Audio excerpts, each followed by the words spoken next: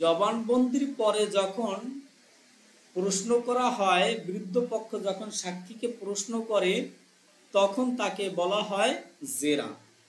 আবার জেরার পর সাক্ষী উপস্থিতকারী পক্ষ, জেরা শেষ, এরপরে সাক্ষী উপস্থিতকারী পক্ষ যদি পুনরায় তার নিজের সাক্ষীকে আবার কিছু জিজ্ঞেস করে তখন তাকে বলা হয় পূর্ণ জবানবন্দি। তাহলে জবানবন্দি নিজের সাক্ষীকে যখন আপনি নিজের সাক্ষীর যখন আপনি সাক্ষ্য গ্রহণ করবেন সেটাকে আমরা পাইলাম জবানবন্দি।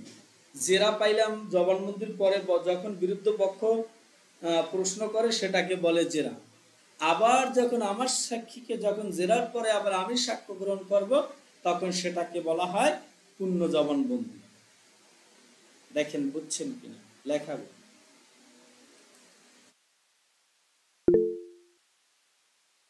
কোনো প্রশ্ন আছে?